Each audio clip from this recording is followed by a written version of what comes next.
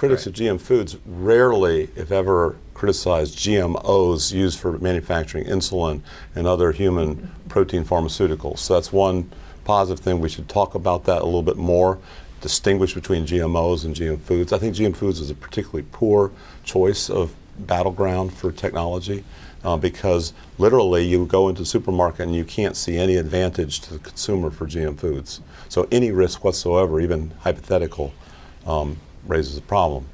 I think where GM foods will change, and the USDA has already weighed in on 30 different genetically modified organisms that are no longer, that will not be regulated the way that transgenics are. So these include mushrooms and various plants that because they're cisgenic, because there's such small changes and they're the exactly the sort of thing you could attain by random mutation. I think that the legislative direction is to have those not regulated, and that probably worldwide. But we'll have to wait and see whether that's worldwide. And that changes the conversation in a very dramatic way. Even though it seems subtle, it changes it from the line being drawn between technology, high technology, and low tech, both of which are tech.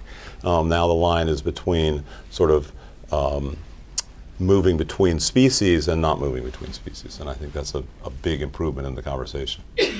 Just real quick, I just wonder if you're talking about these kind of misconceptions that people have about these techniques, these tools. Are there other kind of misconceptions that are out in the public that you need to disabuse them of? What are the misconceptions about gene editing right now that are a problem?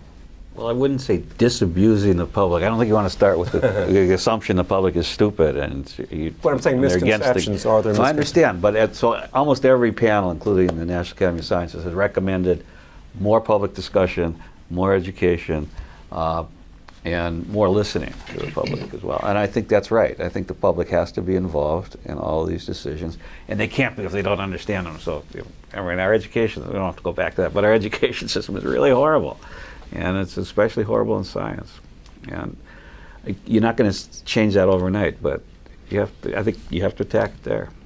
It's not just people, even George, going in front of people and say, here's what science says, and this is the end of it. So just do what I say. Not going to happen. Yeah, but I do think we have a responsibility as scientists to educate the public. I totally agree with that.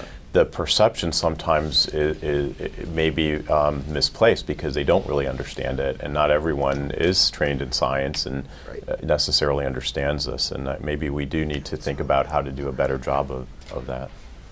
In some countries, 80%, like China, 80% of the top politicians have degrees in science and engineering. While in the United States, it's closer to 1%. I mean, so but it needs to be a dialogue, and it needs to be more enthusiasm and engagement.